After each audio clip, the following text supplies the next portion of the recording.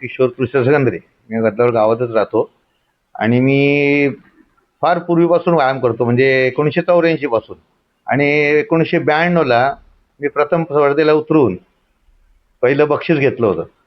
त्यावेळी मी असंच स्पर्धेला उतरलो आणि मला चांगली तब्येत असल्याकारणाने 92 साली बक्षीस मिळालं. त्यानंतर मला 98ला पण मिळालं.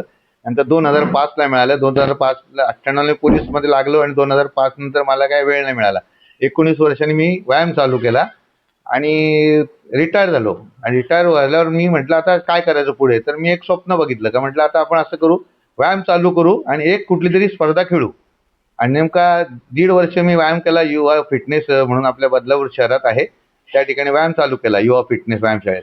आणि 1.5 वर्षांनी माझी तब्येत तयार झाली. मला संधी मिळाली एक कल्याणला जिल्हास्तरीय स्पर्धा. मी 60 वर्षाच्या पुढच्या गटात खेळलो. मी म्हटलं एक स्पर्धा आपल्या नावावर होईल म्हणून आपण गेलो आणि तिथे नेमकं माझं 2 नंबर आला स्पर्धेत आणि निवड झाली राज्यस्तरीय स्पर्धेकरता. आणि त्यानंतर मग 31 जानेवारीला राज्यस्तरीय स्पर्धा राहुरी जिल्हा अहिल्यानगर येथे पार पडली. त्या स्पर्धेत मी उतरलो आणि 60 वर्षाच्या पुढील गटामध्ये माझा 5वा क्रमांक आला आणि मला ट्रॉफी आणि हे सर्टिफिकेट देण्यात आलं आणि गौरवण्यात आलं. आतापर्यंत मला म्हणजे 92, 1992, 1998, 2005 आणि आत्ता हे 2026 अशी एकूण 4 वर्षे, 4 वर्षे घेतलेत. पण त्यात मला 5-6 बक्षिसं मिळालेली आहेत. तरुणांना मी एवढंच सांगेन का तुम्ही जास्तीत जास्त जेवढी आपली युवा पिढी सुदृढ राहील तेवढं आपल्याला देशाला म्हणजे अभिमान असतो.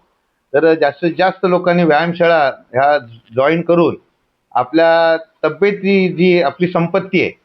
आता आपल्या कोरोना काळात सगळ्यांना पटलेलं आहे का पैसा असून काही उपयोग नाही. तुमची जेव्हा शरीरयष्टी अगदी सुदृढ असेल तेव्हाच तुम्ही आपलं जीवन व्यवस्थित हे करू शकता, म्हणजे पार पडेल.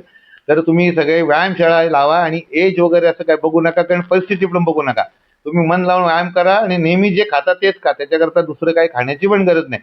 असं वेगळं काय खाणं पाहिजे असं नाही. साधं खाणं खाऊन सुद्धा आपल्या तब्येत होतात, कारण जे व्हेजवाले आहेत त्यांच्या सुद्धा तब्येती आहेत चांगल्या. तर मी म्हणेन का तरुणांनी जास्त व्यायाम शाळा लावून व्यायाम करावा आणि आपली तब्येत सुदृढ करून घ्यावी. कारण त्याचा पुढे जसं आता माझं 60 वर्ष झालं पण माझी तब्येत अजून तंदुरुस्त आहे. त्याचं गुपितच ते आहे का मी सतत व्यायाम करत आलेलो आहे. त्यामुळे सगळी व्यायामशाळा जरूर जॉईन करावी आणि व्यायाम करावा, किंवा कुठे घरच्या घरी केली तरी हरकत नाही, पण व्यायाम हा करावाच.